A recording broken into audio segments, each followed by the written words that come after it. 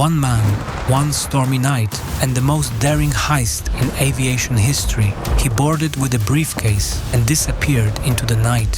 For over 50 years, the world has searched for the truth, but the mystery remains. This is the story of D.B. Cooper. Chapter 1: The Hijacking. November 24th, 1971. Portland International Airport is packed with holiday travelers. Among them is an ordinary-looking man in his mid-40s wearing a business suit, a black tie, and carrying a single briefcase. He pays cash for a one-way ticket to Seattle, Flight 305 on Northwest Orient Airlines. He boards quietly and takes a seat near the back. As the Boeing 727 climbs into the grey November sky, he calls a flight attendant and hands her a folded note. Thinking it's just another passenger's phone number, she tucks it into her pocket without reading it. A moment later, the man leans close to the stewardess and whispers, "Miss, you'd better read that. I have a bomb." Inside the briefcase are wires and red cylinders, convincing enough to terrify, without him raising his voice. Calmly, he states his demands. $200,000, 4 parachutes, fuel trucks ready in Seattle. Do as I say, and no one will get hurt. The message is passed to the cockpit. The pilots alert air traffic control. The FBI is notified. Meanwhile, in the cabin, passengers sip coffee and read newspapers, unaware that a hijacking is unfolding just a few feet away. Authorities order the pilots to keep circling above Washington for nearly 2 hours while the ransom is prepared on the ground. 200,000 unmarked $20 bills and secure parachutes from a local skydiving school.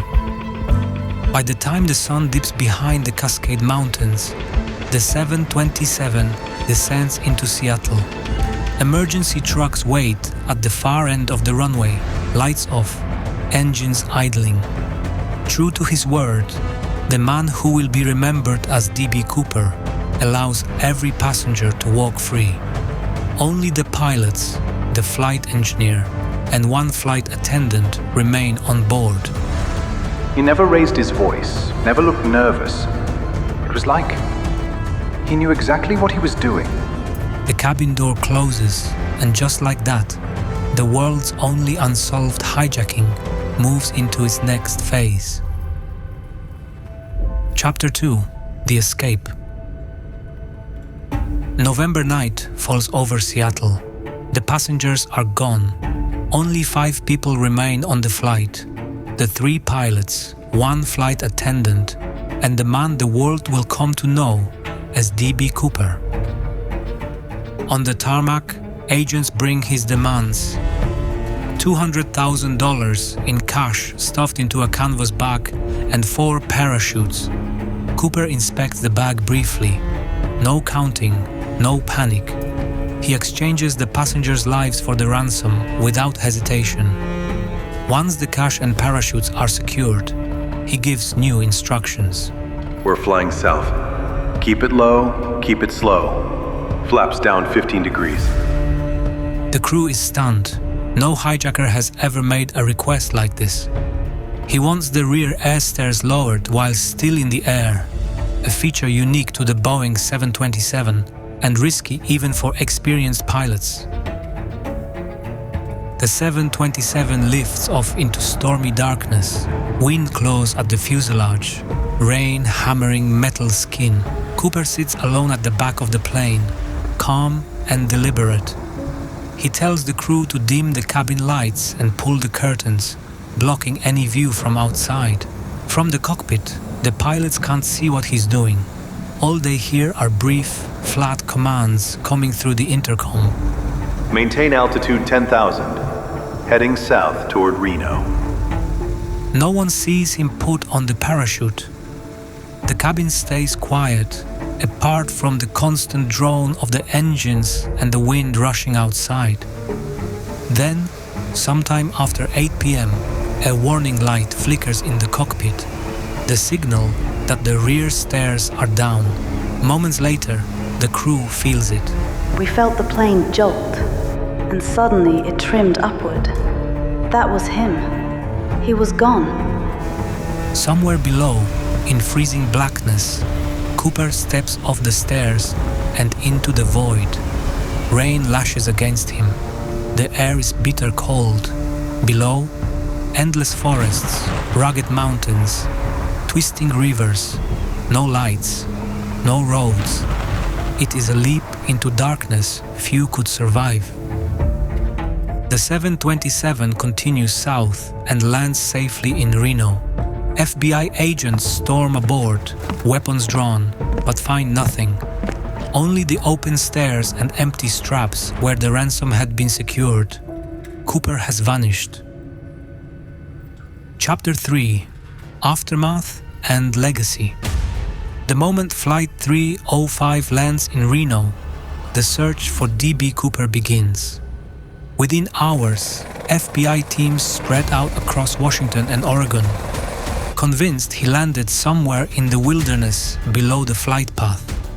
Helicopters sweep low over the forests.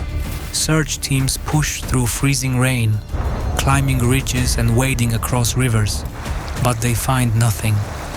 On the plane, Cooper left behind only a black tie, a clip-on tie pin, and 8 cigarette butts. Fingerprints from the cabin match no one in FBI files. Investigators narrow the likely jump zone to a stretch near the Lewis River in southwest Washington. But the storm that night had wiped away any trace of where he landed, or if he survived at all. Over the years, more than 800 suspects are investigated. A few stand out. Richard McCoy, a former Green Beret, hijacked a plane months later, using almost the exact same method, but he was eventually ruled out. Dwayne Weber allegedly confessed to his wife on his deathbed, but left no proof. Countless other names have surfaced, each explaining part of the mystery, but never the whole thing. In 1980, nearly 9 years after the hijacking, a boy digging along the Columbia River found 3 bundles of water-damaged $20 bills, $5,800 in total. The serial numbers matched the ransom.